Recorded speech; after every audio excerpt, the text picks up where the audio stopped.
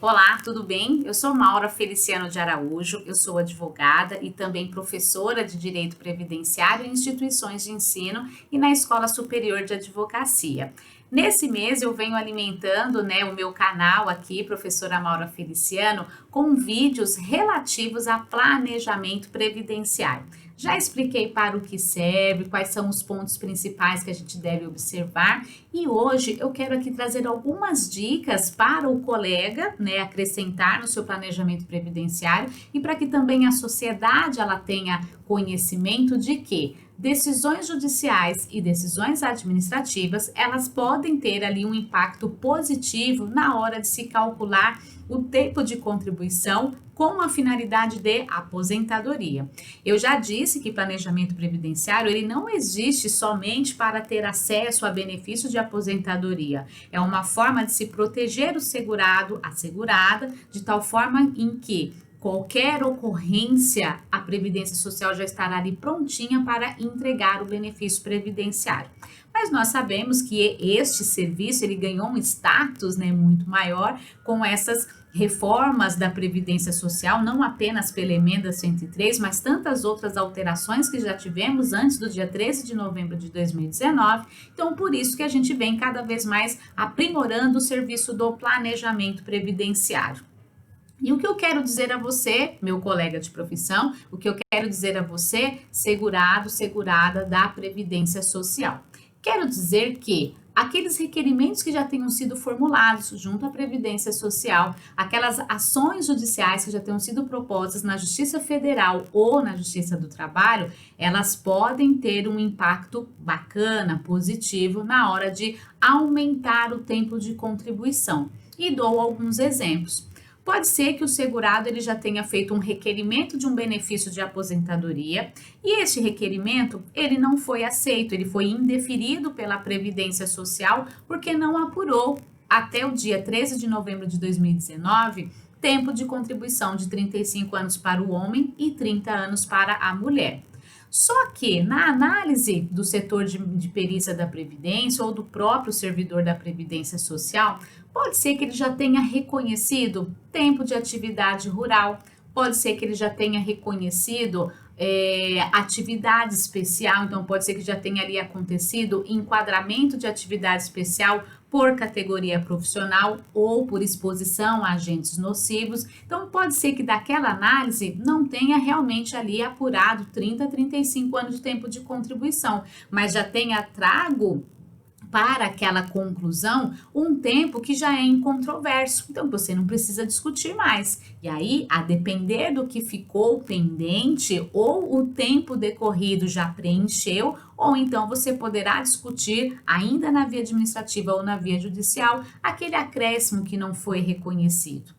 Podemos também ter a seguinte situação: um benefício por incapacidade não foi reconhecido na via administrativa, o segurado levou isso para o Poder Judiciário e o Poder Judiciário reconheceu como sendo um benefício, entregou este benefício e ele sendo intercalado entre períodos de contribuição ou de atividade remunerada, será contado como tempo de contribuição. E nós sabemos que por força de lei, benefício por incapacidade de natureza não acidentária, quando intercalado, conta-se como tempo de contribuição e sabemos que decisões judiciais, assim como uma portaria atualmente em vigor, a portaria número 12 de maio de 2020, a Previdência Social deverá considerar benefício por incapacidade como tempo de contribuição e como carência também. Então vejam que de repente uma decisão judicial reconhecendo um benefício por incapacidade poderá aumentar não somente o tempo de contribuição, mas a carência também.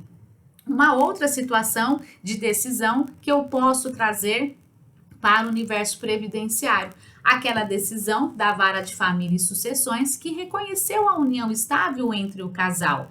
Então, eu posso pegar aquela decisão judicial, já transitada em julgado, e num eventual requerimento de pensão por morte, ali a companheira ou companheiro já fazem prova daquela união estável. E o que é mais comum, né, é a decisão trabalhista, a sentença trabalhista. E para a sentença trabalhista, nós temos inclusive vários artigos da instrução normativa, a instrução normativa número 77, a contar do seu artigo 71, disciplinando de que forma que o servidor vai reconhecer aquela sentença trabalhista no universo previdenciário. Então, aquela sentença trabalhista que pleiteou o vínculo empregatício, aquela sentença trabalhista que pleiteou verbas pagas por fora, a sentença que pleiteou reconhecimento de insalubridade no local de trabalho, que por sua vez teve ali uma perícia no local de trabalho, são alguns dos pontos, alguns ali das formas que eu posso utilizar aquela sentença trabalhista na esfera previdenciária. Então, percebam, colegas, perceba a sociedade de um modo geral, que decisões administrativas, decisões judiciais, elas podem trazer um acréscimo de tempo de contribuição e isso permitindo ao segurado, à segurada, que se ele não chegar a 30, 35 anos de tempo de contribuição até o dia 13 de novembro de 2019, isso poderá fazer com que ele se aproxime, com que ele preencha uma boa regra de transição. Talvez a regra do pedágio de 50%, talvez a regra dos pontos, talvez a regra do tempo de contribuição mais a idade mínima. E aí, para cada caso concreto, a gente então vai poder utilizar essas decisões e melhorar o tempo de contribuição. Maura, como eu sei tudo isso? Como que eu consigo captar essas informações? Através do CNIS, que geralmente já nos revela se houve benefícios requeridos, então a gente vai apurar se os benefícios foram concedidos, por quanto tempo durou, e lógico que com uma boa entrevista com o segurado, com a segurada da Previdência Social. O senhor já pleiteou benefício por incapacidade? Sim ou não? Qual o resultado? Deste indeferimento na via administrativa, o senhor buscou a justiça? Qual foi o resultado? Existe união, o senhor é casado, o senhor vive em união estável, esta união estável ela já foi reconhecida na esfera contratual, ou seja, existe uma declaração feita em cartório, o senhor teve que buscar a via judicial, o senhor, a senhora teve que buscar a via judicial, o senhor tem processo trabalhista. Uma dica, quando você analisar o CNIS do segurado, preste bastante atenção naquele intervalo muito grande da demissão de um vínculo para o início de outro vínculo. Às vezes esse lapso muito grande, que pode levar anos e décadas, revela ali um período em que aquele nosso cliente trabalhou sem vínculo empregatício e o que pode ter ali originado, por exemplo, um processo trabalhista que talvez já tenha até transitado em julgado, que talvez até houve recolhimentos previdenciários. Então percebam que é na entrevista que a gente capta esse tipo de informação. É na entrevista que a gente obtém mais informações do que aquilo que está no CNIS. O CNIS ele é uma excelente ferramenta, desde que eu consiga observar ali todos esses pontos, todas essas nuances, tá certo? Então a dica de hoje aqui para esse vídeo a vocês é exatamente essa. Dentro do planejamento previdenciário, muito me interessa saber decisões administrativas praticadas pela própria Previdência Social, decisões da Justiça Federal e da Justiça do Trabalho. Quais decisões da Justiça Federal?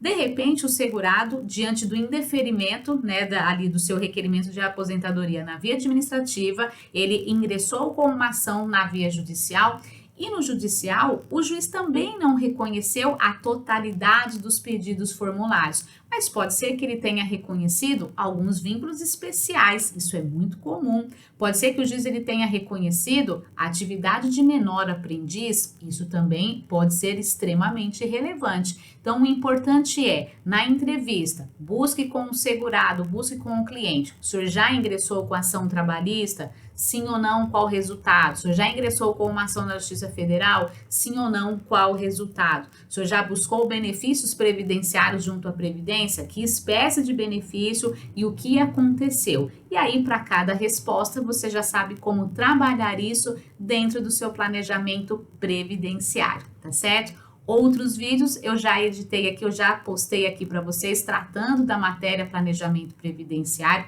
Convido vocês a curtirem, né, a seguirem o meu perfil no Instagram, @maura.feliciano. Ali, além de postar periodicamente sugestões de livros, cursos, lives, entre qualquer outro evento previdenciário, eu também ofereço toda segunda e toda quinta, das 8h25 às 8h30, um momento chamado 5 minutos de dicas previdenciárias. Um bate-papo rápido, pontual, para que você fique com aquele gostinho de estudar cada vez mais o direito previdenciário.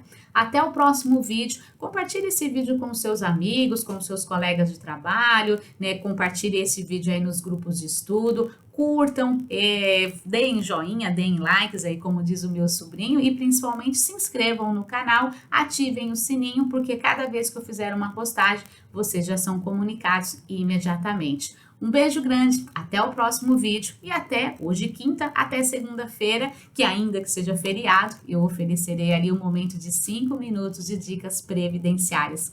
Um abraço a todos, valeu aí pela audiência.